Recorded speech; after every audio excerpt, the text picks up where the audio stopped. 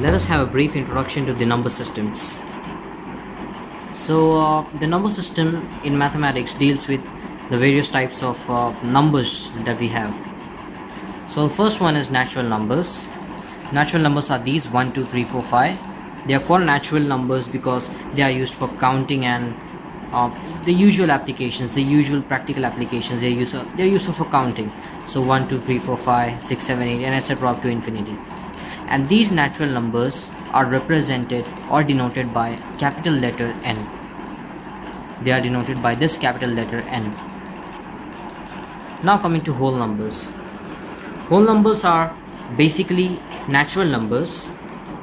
The difference is that they just begin with 0. They begin with 0 and then 1, 2, 3, 4, 5, etc. up to infinity. These whole numbers are denoted by W, capital W. Integers are somewhat more complicated because they extend on both the sides of 0. On the right side we have positive integers, that is 1, 2, 3, 4, 5, 6, 7, 8, 9, 10, etc. up to infinity. On the left side of 0 we have negative integers, see, -1, -2, -3, etc. up to infinity. And these integers are denoted by the capital letter Z. These are represented by the capital letter Z. Now coming to rational numbers. They are even more complicated but simpler to understand. A number that can be written or expressed in the form of P by Q, where P and Q are integers and Q is not equal to 0.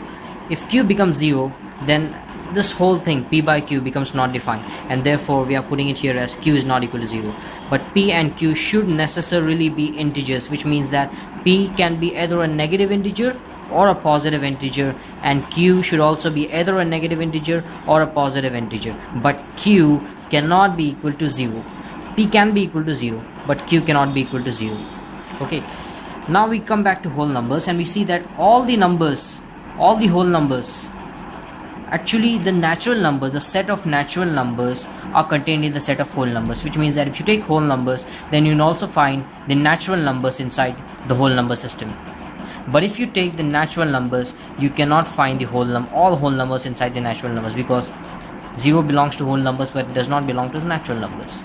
So actually we can say that the natural numbers are contained within the whole numbers.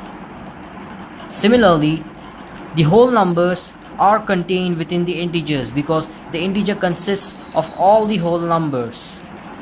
Similarly, the rational numbers contain all the integers. See, 0 can be written in the form of 0 by 1, 1 can be written in the form of 1 by 1, -1 can be written in the form of -1 by 1 or -2 by 2. So in these forms. So these are rational numbers. Rational number is actually the superset which consists of integers, whole numbers, as well as natural numbers. Right? So rational numbers are represented by the capital letter Q.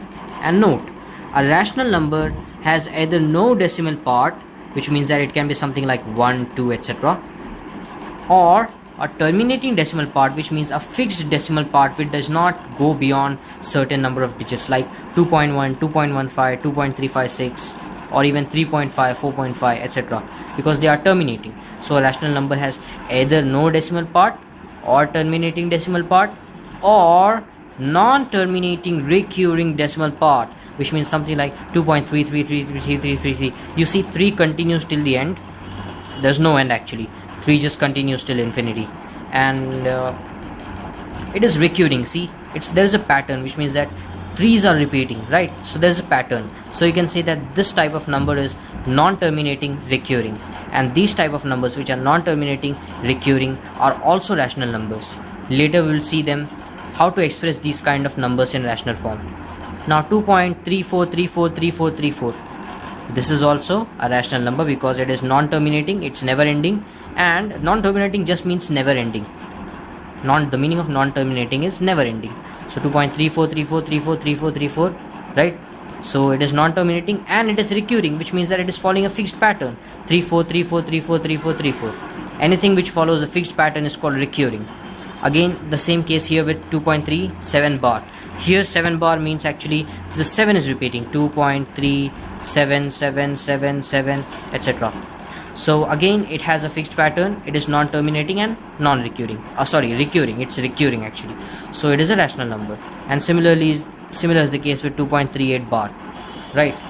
So rational numbers, I repeat, they have either no decimal places, or they have some fixed decimal places, or they have non-terminating recurring decimal places. Okay, so that is the basic of all the numbers. And now let us move on to something called as the irrational numbers.